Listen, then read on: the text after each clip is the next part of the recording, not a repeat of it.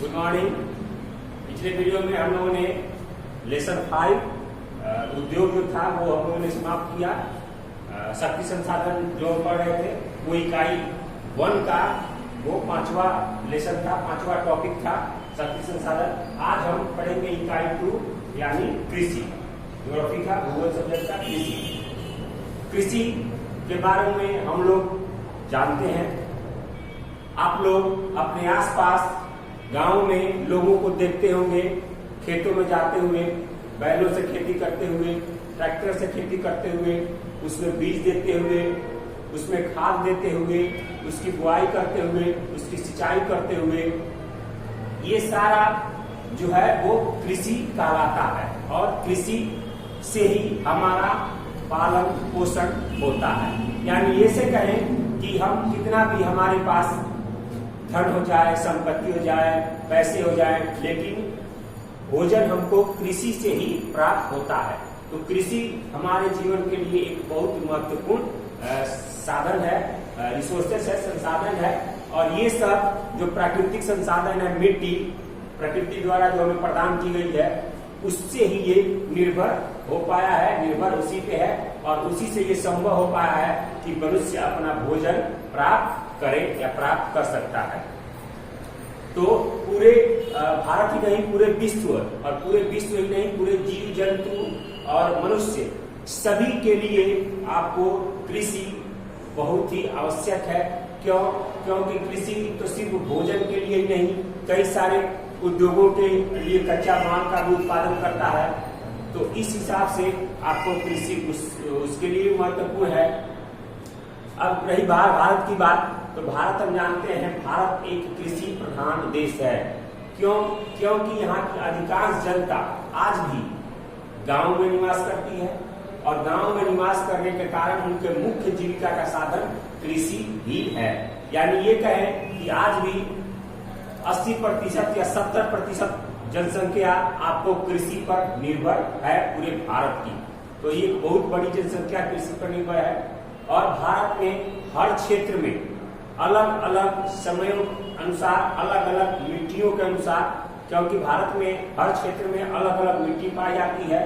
भारत एक मैदानी क्षेत्र के अंतर्गत आता है, तो इसमें ज्यादा खेती करने के लिए उपयुक्त मानी जाती है ये क्षेत्र जो है, भारत का जो क्षेत्र है। और इसमें हर राज्य में, हर क्षेत्र में अलग अलग प्रकार की मिट्टी पाई जाती है। और उस मिट्टी के अलावा वैसी कृषि की जाती है जिससे कि उपज हो, और उस प्रकार की वो बीजों को और आपको अनाज हो या और भी सारे उद्योगों के लिए कच्चा माल हो, उसका उत्पादन किया जाता है हर क्षेत्र में भारत के। भारत में जो ग्लेशियर से पिघलता हुआ जो पानी आता है हिमालय से, उससे यहाँ की नदियों में हमेशा प्रवाह रहता है, यानी हमेशा नदियों में वो पानी रहता है। तो उससे आपको सिंचाई का साधन भी प्राप्त हो जाता है। उसके बाद बहुत सारे ऐसे भारत के जो क्षेत्र है वो वर्षा उसमें 2-3 महीने ही होती है साल में, तो उस क्षेत्र में लगभग एक ही प्रकार के फसल बोए जाते हैं। लेकिन भारत में बहुत सारे ऐसे क्षेत्र हैं जहां सिंचाई की समुचित व्यवस्था की गई है, नहरों द्वारा, नलकूपों द्वारा, नदियों के द्वारा। तो वहां पर आपको साल में 2 या 3 प्रकार की फसल उगाई जाती है। हालांकि इस प्रकार के क्षेत्र की प्रतिशत आपको मात्र 15 है, 15% ही वैसा क्षेत्र है जहां सिंचाई की समुचित व्यवस्था की गई है, और वहां पर साल में 2 या 3 प्रकार की फसल का उत्पादन किया जाता है। और कई सारे क्षेत्रों में आपको मानसून पर आधारित वहाँ की कृषि है। तो अगर मानसून आपको साल में 2 या 3 बार जाता है, वो भी अनियमित आता है, असमानता रहती है उसमें, लगातार उस तरह का मानसून नहीं आता है, तो उसमें फसल वहाँ पर उसके अनुसार लगाई जाती है, और साल में एक फसल ही वहाँ पर उगाई जा सकती है और वहाँ उगाई जाती है। हालांकि भारत में इस क्षेत्र में काफी प्रयास किया गया है। पंचवर्षीय योजनाओं में, सबसे पहले पंचवर्षीय योजनाओं में आपको कृषि पर ध्यान दिया गया था, और कृषि के लिए उन्नत किस्म के बीज मंगाए गए थे, जिसमें आपको हरित क्रांति के नाम से हम जानते हैं, जिसमें गेहूं के बड़ी मात्रा में उत्पादन हुआ था। तो ये सारी चीज आपको हुए थे। और उसके बाद भी आज भी लगातार वैज्ञानिकों का प्रयास जारी है कृषि के क्षेत्र में और सारे विकास के लिए।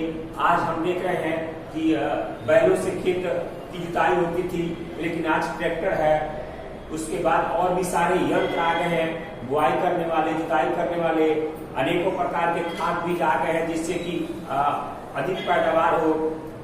उन्नत किस्म की बीजें आने लगी हैं, जिससे कि बहुत अधिक कम क्षेत्र में बहुत अधिक पैदावार होता है। तो इसके लिए भी सरकार हमेशा कृषि पर ध्यान देती रहती है। कृषि के लिए कई सारी योजनाओं को बनाती है, योजना देती है कि हमारा कृषि के लिए काफी विकास हो सके। कृषि जो है, क्योंकि यहाँ की जो विशाल जनसंख्या है भारत की, उसको भोजन कृषि से ही प्राप्त होता है। कृषि ही एकमात्र साधन है उसको भोजन देने का। क्योंकि यहाँ पर उस तरह से हर क्षेत्र में उद्योग धंधों से विकसित नहीं है, जिससे कि वो लोग अपना जीवन यापन कर सके। इसलिए यहाँ अधिकांश जनसंख्या आपको कृषि पर ही निर्भर है। उसके बाद होता है ताकि कृषि से आपको उद्योगों के लिए कच्चा माल भी प्राप्त होता है। जैसे कपास है, सूती वस्त्र उद्योग के लिए वो आपको कृषि से प्राप्त होता है। गन्ना है, चीनी उद्योग के लिए वो आपको कृषि से प्राप्त होता है। जूट है, वो आपको कृषि के से प्राप्त होता है, जूट उद्योग। और इसके लिए आपको कृषि पर निर्भर रहना पड़ता है। तो उद्योगों के लिए ही कृषि बहुत ही आवश्यक है और लाभ कमाने की दृष्टि से भी कृषि बहुत ही आवश्यक है।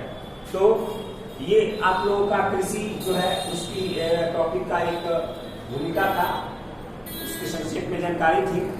अगले वीडियो में हम कृषि में और भी अधिक जानेंगे कि किस प्रकार की रुचियां पाई जाती है, कौन कौन क्षेत्र में कौन कौन सी फसलें उगाई जाती है, किस किस फसलों का किस समय में उसकी बुआई की जाती है, किस समय काटा जाता है, कौन कौन फसल कब लगाई जाती है। इसके बारे में हम विस्तृत चर्चा करेंगे अगले वीडियो में। इस आज के लिए धन्यवाद।